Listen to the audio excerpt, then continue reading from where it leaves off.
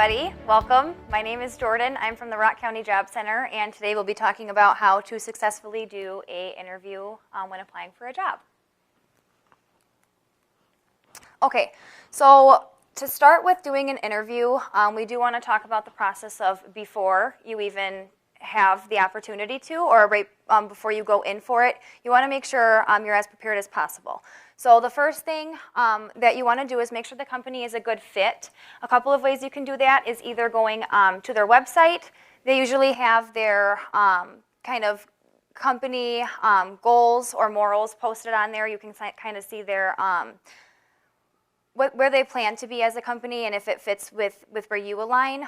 That's kind of where you want to start. Make sure that you're going to like the job and who you're working for. Sometimes a good phone call goes a long way as well. First impression says a lot. So getting in touch with the HR department and sort of asking, briefing questions before going through with an interview, just to make sure you're not wasting your time or their time as well. Prepare and anticipate certain responses. It's always good to do a practice interview, whether you watch videos on the internet or have a friend do it. It's really good to kind of just prepare as to what could be asked, and you're just kind of on the ball ready to answer it regardless of what comes out. Having questions is also a really good opportunity to take, not only to learn more about the company, but to show that you are yearning for more information on their company. Always dress to impress. First impression does count. That being said, I will touch on how you can do this depending on what field of work you're going into. Again, looking at that website can kind of show you what the company themselves has for uniform expectations or what people are wearing. Sometimes if in the background they have pictures of the company. That being said, if it's a blue-collar field, you don't have to come in business casual clothing or formal clothing or anything like that. Good hygiene goes a long way. If you're nervous, everyone wants to have their vice or smoking a cigarette or something like that. Try to make sure that your breath smells good, you don't have any lingering kind of odors on you. And then along with what I was saying, so for blue collar, we usually recommend just a nice pair of jeans, shirt, no stains, no holes. Try to look your best. That being said, if you're going for an executive position, you might want to wear, a tie, some slacks, dress shoes, kind of dress fitting for what you're going for. Always prepare copies of your resume. A lot of things have moved to online forums, but it's always nice to have one printed out just in case they want to eyeball it with you or jot down notes. You could always have it if you need to write down somebody's phone number or their information as well. All right, so interviews, do's and don'ts. You want to be always early, about 10-15 minutes. You never know if they could even pull you in early. Otherwise, you just look good even if they can't. Express enthusiasm, smile, offer a firm handshake. First impression goes a long way. You just want to present yourself as someone who is a strong and capable person. Sit up straight, maintain good posture, nodding, maintaining very, body language that you are involved in the conversation, just saying, okay, making sure that you are paying attention. Selling your qualifications. Sometimes it's weird talking yourself up, but this is the only opportunity you're going to have to advocate for yourself. So anything you think you can bring to the table, definitely talk it up. Gloat about it. You can always ask, too, what they're looking for in an employee, what qualities that they would want you to bring to the table. Asking questions, as we touched on the previous slide, we will have examples a little bit later on what questions you can ask. Thanking the interviewer, just letting them know that you're thankful for having the opportunity and that you appreciate them taking the time to get to know you and you hope to hear from them soon. That sometimes leaves a long-lasting impression in their head as well at the end. So then making sure you do your follow-up phone call or email. That is just following through with whoever your interview was done with. I usually start by calling the HR office. If you have the direct contact who conducted your interview, always start there. But usually they give you the human resources phone number. When you are applying to a lot of jobs at one time, it's very easy to get them kind of mixed up with when you've applied, who you spoke to last. It's very smart to keep a notebook kind of where you've been, where you've had interviews at, where you're waiting to hear back from, just keeping note. As long as you have more than 3, it can get jumbled very fast, especially if the interviewers have the same name or something weird happens like that.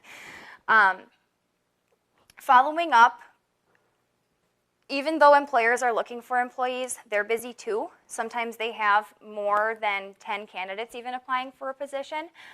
You kind of adding that extra step in, making yourself more visible to them, that sometimes goes a whole long way when you're competing for a position with other people. So definitely do your follow-up any way you can. So then the don'ts. Don't bring a friend for confidence. So this doesn't pertain to if you are needing somebody. Some people have like job coaches, or if you are, mandated to have somebody with you due to a disability. That's not what that means. This just means having someone wait for you in the lobby while you're conducting your interview. If they want to wait in the car, something like that, that's okay.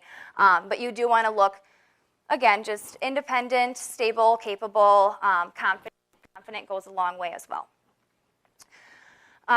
Don't bring up personal matters. If they ask questions, obviously share at your discretion, whatever you're comfortable with. Sometimes companies can find reasons or red flags that could maybe not disqualify you from the position, but make you look slightly less capable than somebody else. Let's say due to having more freedom or like financial history. I know some jobs actually look into that to make sure you are accountable if you're working with finance.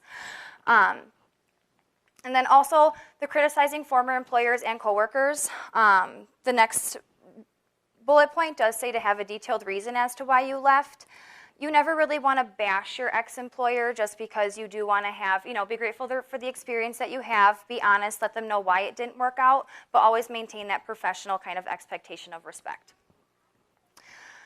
Back to having a detailed reason as to why you left. If you quit, a good way of saying that, a good way of saying that would be, there wasn't room for growth in this company. I was looking for, better opportunities for my family. Just kind of make it more so like a personal reason for change or for growth. If it is directly related to the company, obviously just make it where it's like, our morals didn't really coexist together, management changed, and our policies just didn't align. Things do change, and not every job is the perfect fit for other people. So then constantly adjusting your clothes, interrupting, handling items while you're being interviewed. It doesn't necessarily look so bad, but it does take attention away.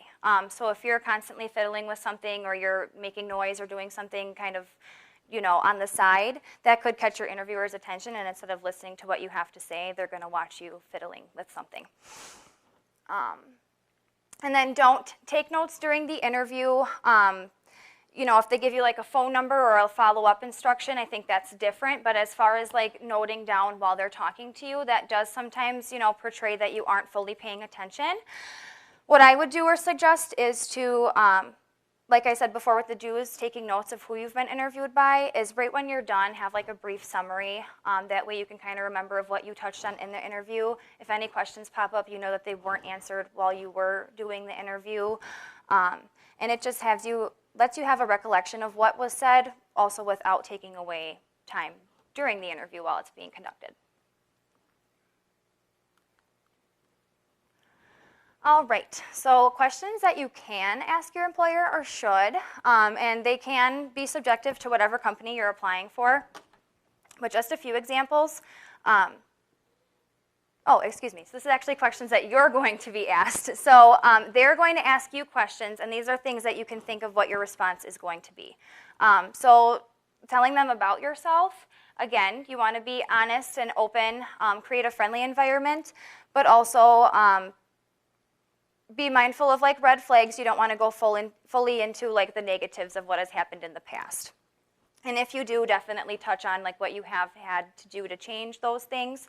That goes alongside with like explaining criminal history or any kind of things that might have to be brought up during the interview process. What are your future plans? always kind of just being invested with the company, that you're, looking for growth, that you're wanting to stay within them with a longer period of time, that you're looking for longevity. I do mention stability is something too that jobs are looking for. The turnover rates have been absolutely insane since COVID. So if they know that you're looking for more so a career-driven path and not just something that'll, be quick and easy to grab, that speaks wonders nowadays. Have you done this type of work before? So if you have, speak on the experience that you have. Definitely talk yourself up. Make sure that they know that you already kind of, have hands-on experience with that. If you haven't, that's okay too. Not every job needs experience for them to hire you. Touch on how you're able to learn quickly, how hands-on you are, how motivated and determined you are when you are given a good task or a new task that you're more than determined to accomplish it. Why do you want to work here? So jobs will always, always, always ask you that. And they're looking for something more than for money. Obviously, everyone knows that, that's the main reason why we work every day.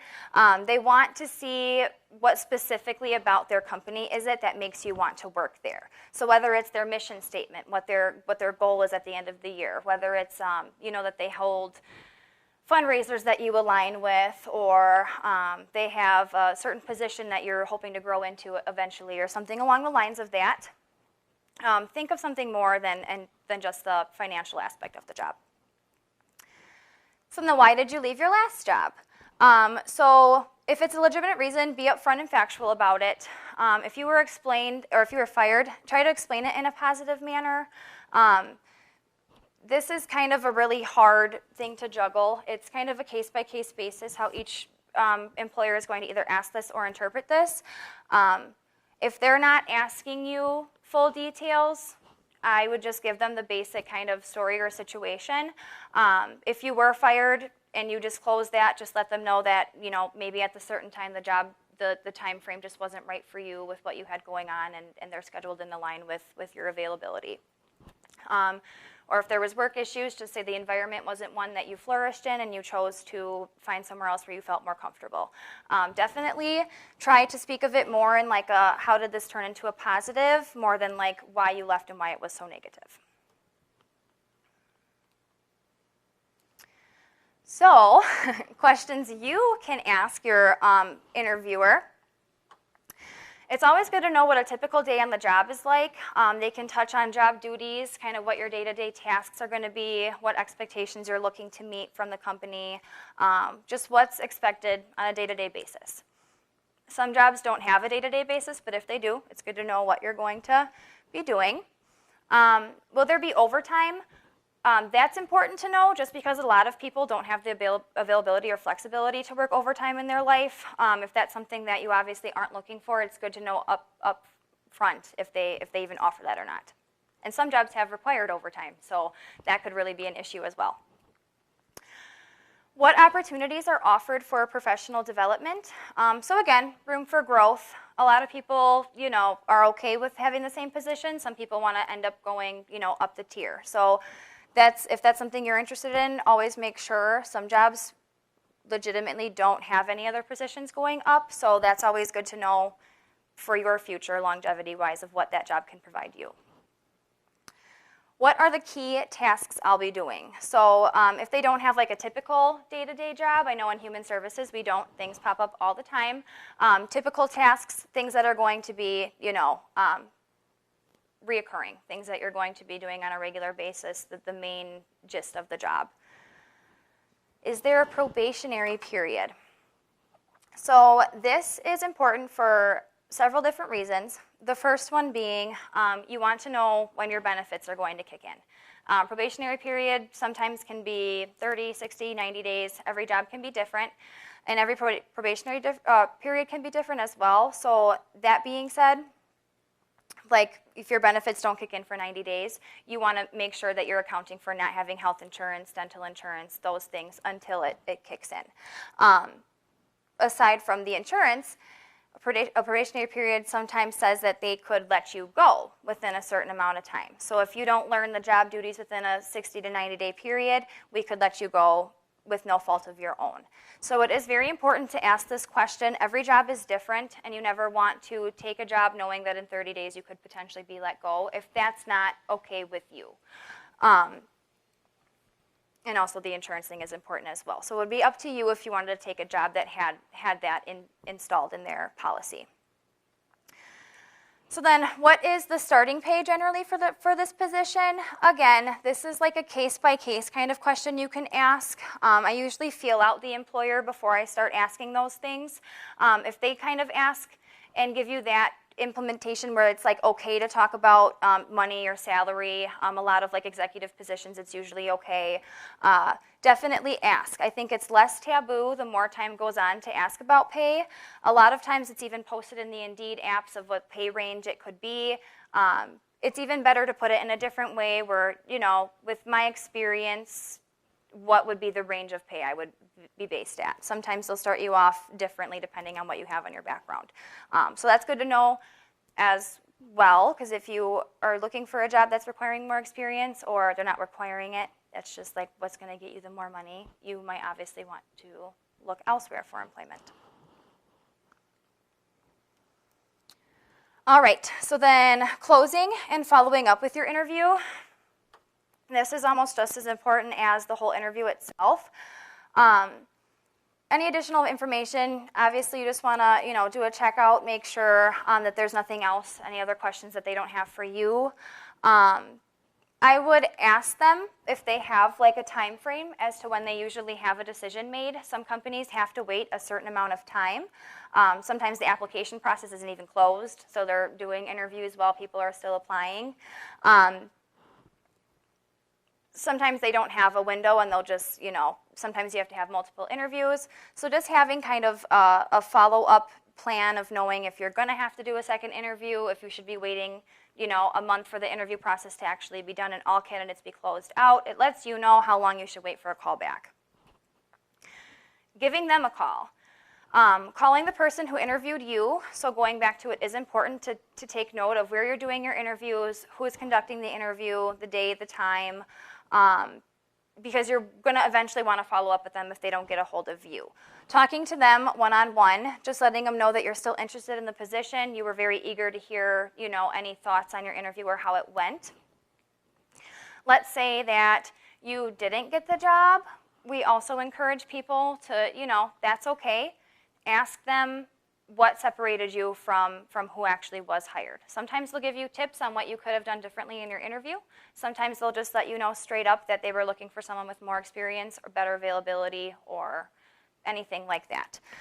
So again, following up is very important. Always follow up kind of the same method maybe that you were interviewed by. So if you do an online interview, if you have an email, sometimes following up via an email, that's the better way. If you do an interview over the phone, calling over the phone, going in person usually is frowned upon just because they usually don't have someone ready to go to address your concerns right then and there. It's usually always someone from higher management who has to address, certain things.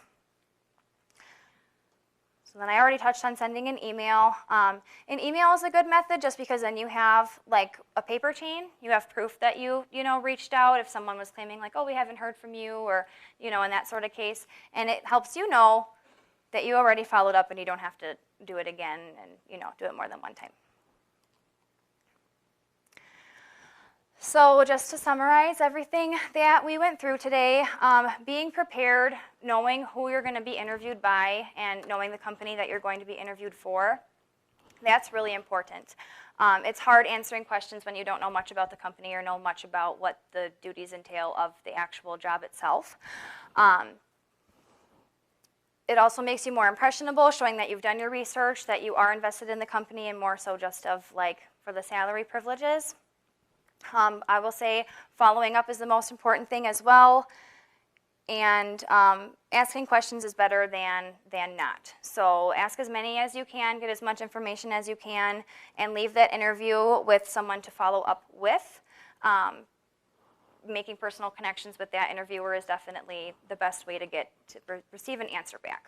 whether it's hiring you on or letting you know that they decided to go elsewhere.